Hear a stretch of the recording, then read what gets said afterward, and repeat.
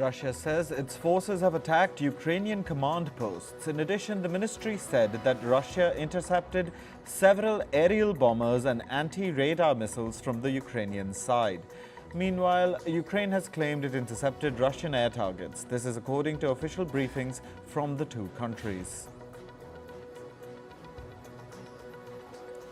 Ukrainian forces have recaptured an eastern village on the southern flank of Bakhmut.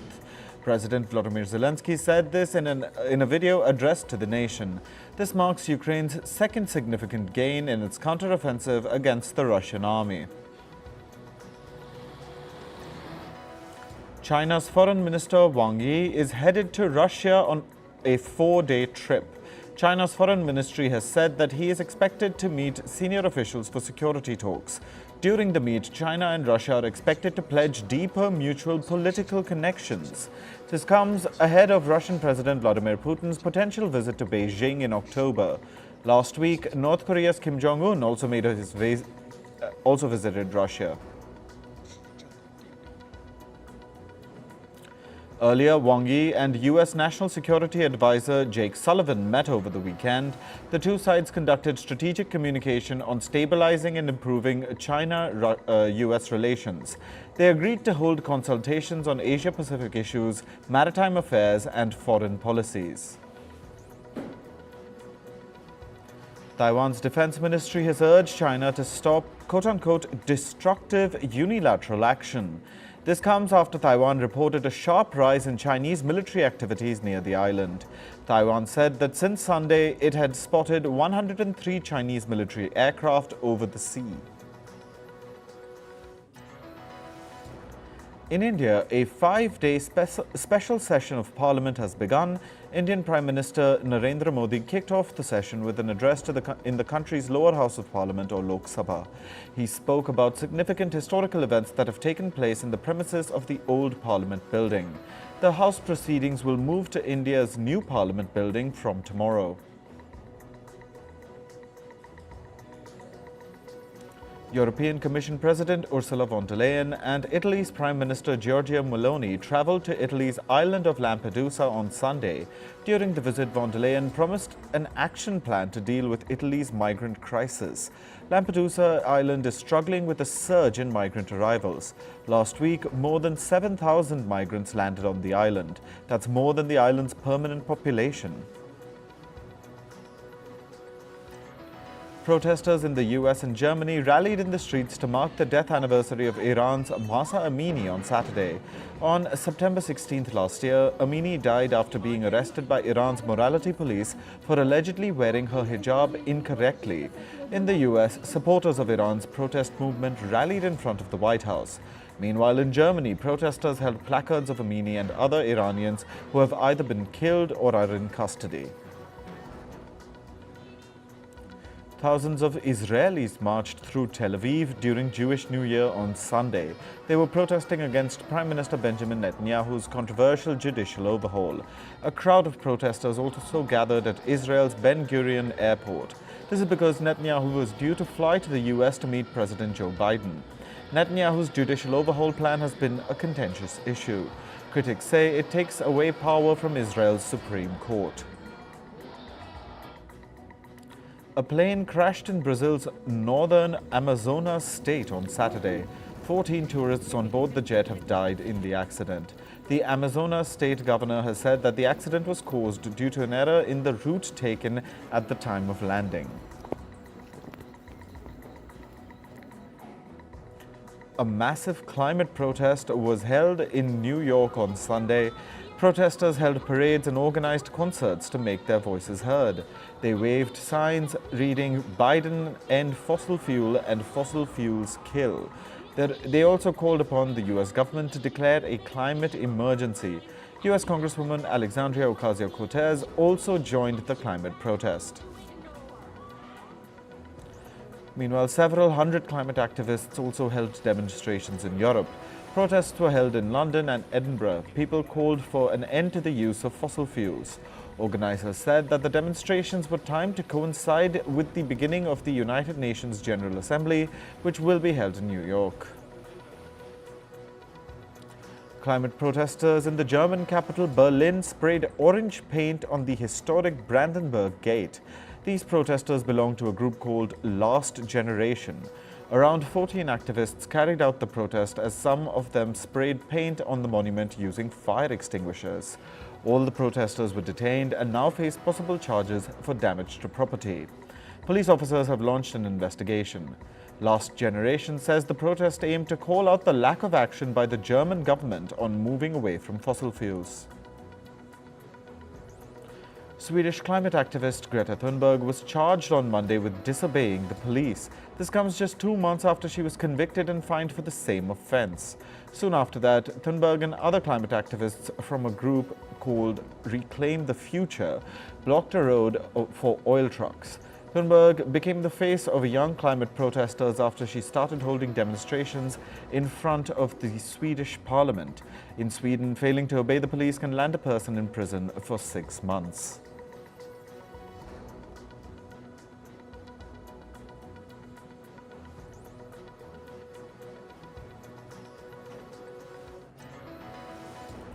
A tornado was witnessed in the Ernée region of France. An eyewitness captured a video of the tornado swirling near a highway. France's National Weather Service has issued weather alerts in several parts of the country. This came after Europe witnessed extreme weather in recent months. This includes torrential rains and deadly heat waves. A sudden and intense hailstorm battered several areas of the Spanish city of Valencia on Sunday. Eyewitness footage showed hail falling into a swimming pool in a town in Valencia amid gusts of strong wind. The storm reportedly caused significant damage to crops and agricultural infrastructure in several regions. Canada's Nova Scotia province witnessed the effects of Storm Lee over the weekend. The storm made landfall as a post-tropical cyclone on Saturday. Soon after, snow-like sea foam was witnessed at Lawrencetown Beach. Around 120,000 people in Nova Scotia were left without power. The storm knocked down several power lines and trees. Temperatures soared in parts of eastern Australia on Saturday. A heat wave is setting in just 2 weeks after the end of the country's warmest winter on record. The heat wave is expected to last until Wednesday. The temperature in Sydney is expected to surge past 30 degrees Celsius. Authorities have increased fire danger warnings for Sydney and surrounding areas. Crab fishermen in Cambodia are struggling amid warming sea conditions. According to reports, a spike in temperatures has become increasingly common in seas that fall on Cambodia's coastline. This has been the trend since 2010. Warmer and more acidic water affects crabs and their shell creation process. This has impacted Cambodia's fishing industry. A news report has come to light on flood-hit Libya. In the report, authorities were requested back in 2020 to invest in the infrastructure in the city of Derna to avoid flooding. This report comes just days after 2 dams burst in the region. This was after Storm Daniel dumped huge amounts of rain in the area. Last week, an investigation was called to assess whether the flood was a consequence of human failure. In business and tech news, share prices of China's embattled property developer Evergrande Group plunged 25% on Monday. This is after police detained some staff and its wealth management unit. The detention suggests new investigations that could add to the company's worries. Evergrande is the world's most indebted property developer. It's the poster child of China's real estate crisis that sparked in 2021. Members of the United Auto Workers Union in the U.S. will continue to strike against the Detroit 3 automakers. The Detroit 3 automakers include Ford, General Motors and Stellantis. Representatives from both parties resumed their negotiations this week. However, no immediate resolution is in sight. The strikes have halted production at 3 automobile plants in the American states of Michigan, Ohio and Missouri. Turkish President Recep Tayyip Erdogan has asked Tesla CEO Elon Musk to build a factory in his country. The talks were held during a meeting between the two at the Turkish house in New York. Musk is also set to meet Israeli Prime Minister Benjamin Netanyahu in California today. However, their talks would focus on artificial intelligence technology. This is according to Musk's post on social media platform X. Bankrupt trucking company Yellow has received an approval from the U.S. bankruptcy court. This is to sell its vehicle fleet by October. It owns approximately 12,000 trucks and 35,000 trailers. Yellow has set an October 13th deadline to sell off those assets.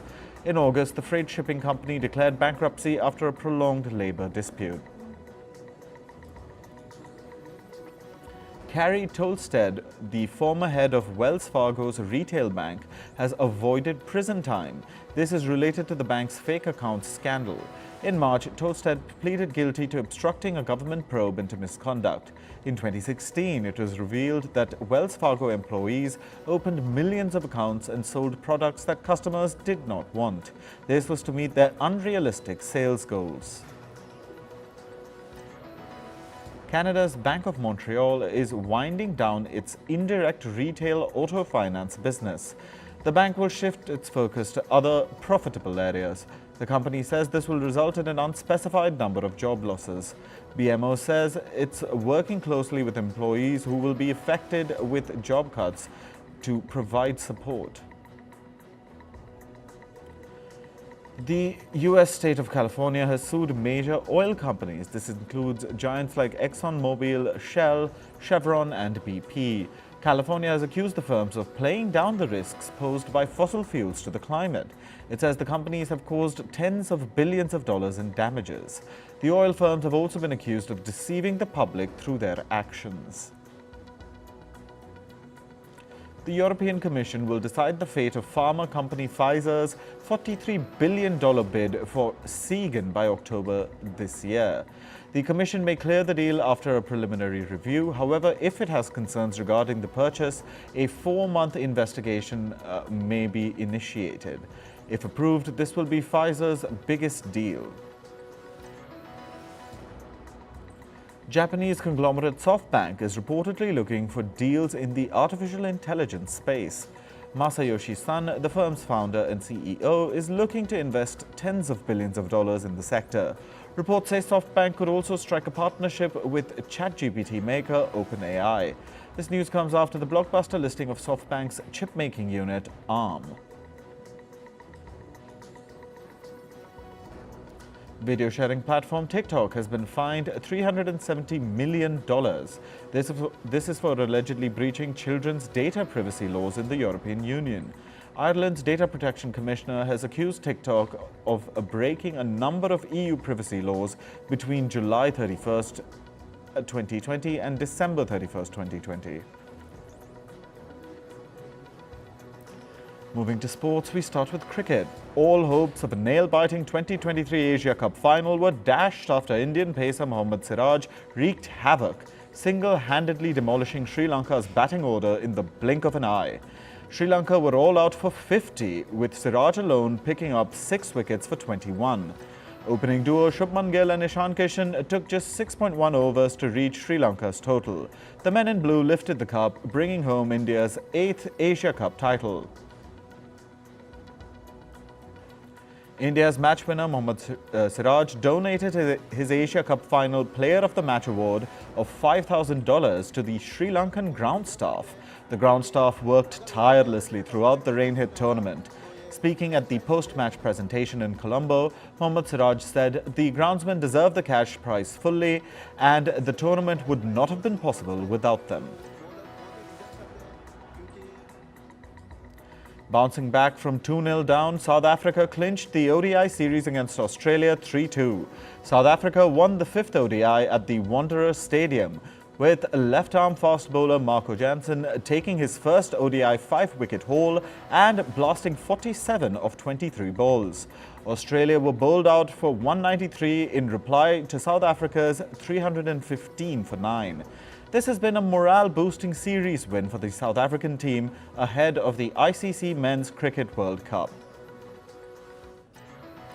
India's Grand Slam winning tennis veteran Rohan Bopanna brought the curtains down on his 21-year David Cup career on a high. Partnering with Yuki Bhambri, the duo secured a comfortable straight-set victory. They raced to a 6-2, 6-1 win over Elliot Bechetrit and Younes Lalami Larousi at the mini stadium in Lucknow. In a touching moment, the 43-year-old draped the tricolour and laid his jersey in the centre of the court as the crowd applauded. The Bopanna-Bhambri win, along with Sumit Nagpal's triumph in reverse singles, allowed India to clinch the World Group 2 tie against Morocco with a final score of 3-1. On to football now, where one of the stranger jinxes in English football may be over. Arsenal ended their dreadful run at Goodison Park as Leandro Trossard's strike earned them a 1-0 win over Everton. Arsenal had lost on their previous 3 trips to Goodison, twice to out-of-form Everton teams. Trossard's precise finish gave Arsenal a 4th victory in 5 league games this season. Arsenal have 2 massive games over the next 7 days. First, they return to the Champions League with their first group stage match against PSV Eindhoven. And then Arsenal face one of their biggest domestic games of the season, the North London derby. Meanwhile, Chelsea were held to a goalless stalemate by Bournemouth. Chelsea's dismal start to the Premier League season has shown no signs of improving. Mauricio Pochettino's side have won just 1 in 5 league games this season. The team was booed after lacking any semblance of a cutting edge at the Vitality Stadium. The Blues are without a goal in their last 2 matches and have scored only 5 times in the league so far. A minute's silence was observed before the La Liga football matches in Spain this week. This was a mark of respect for the victims of earthquake in Morocco and floods in Libya. A 6.8 magnitude earthquake struck Morocco earlier this month, killing over 2,900 people. In Libya, thousands of people have died after 2 dams above the city of Derna broke following heavy rains. Players, officials and fans stood in silence at all matches in Spain's top league to pay tribute to those affected by the deadly disasters. Moving to Formula One, ending the streak for Max Verstappen and Red Bull, Carlos Sainz won the 2023 F1 Singapore Grand Prix in the action-packed race. The battle for the win continued until the last lap, with the Scuderia Ferrari driver securing the pole position. Lando Norris of McLaren secured 2nd spot, and in 3rd place was Mercedes' Lewis Hamilton.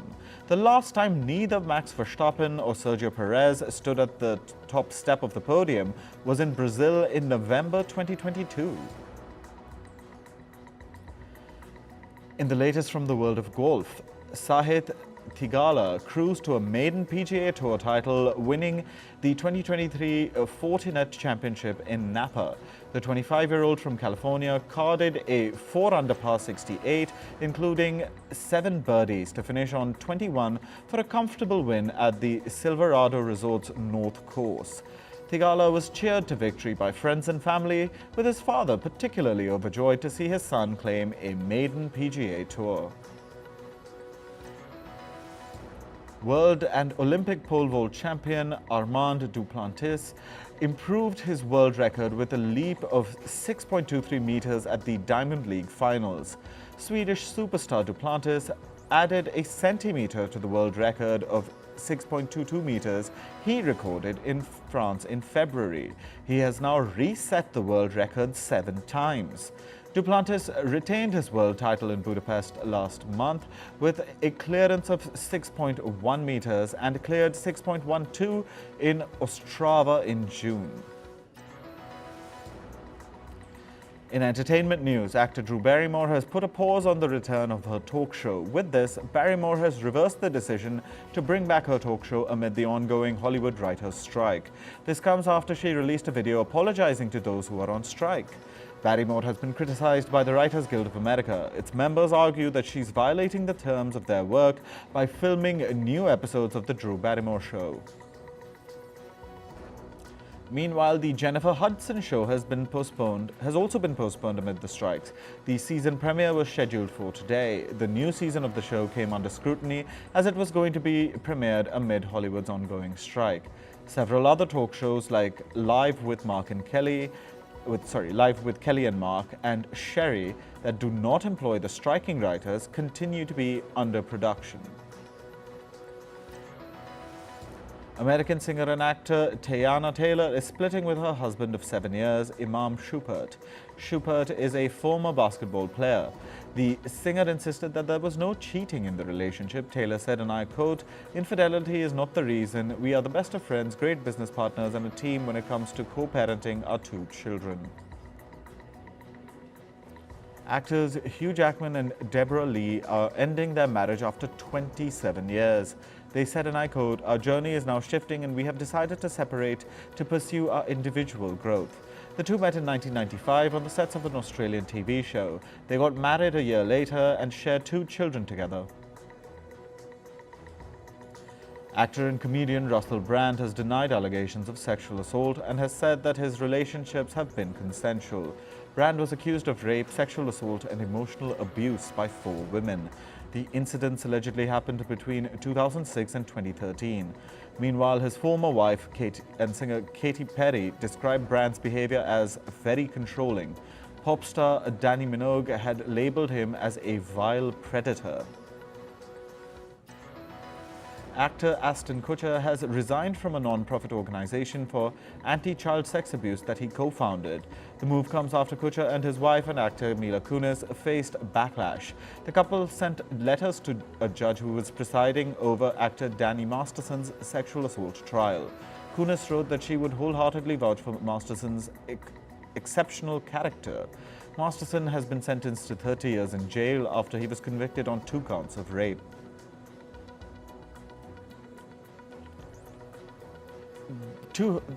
Tooheys, the family that inspired the 2009 film The Blind Side, have made a new revelation. Sean Toohey and Leanne Toohey have said that the adoption of Michael Oher was never planned. Michael Oher is a retired NFL player. According to court documents, the couple denied that they saw Oher as a gullible young man whose athletic talent could be exploited for their benefit. The document alleged that the Tooheys explored a conservatorship option so Oher could play football. Singer Selena Gomez shared new selfies with her BFF Taylor Swift on Instagram. The two singers met days after they crossed paths at the MTV Video Music Awards 2023. Gomez and Swift had dinner outdoors. This year, the two singers were also seen together during the 4th of July celebrations. Gomez also attended one of Swift's Eras Tour concerts. K-pop boy band BTS's member Suga is all set for military service.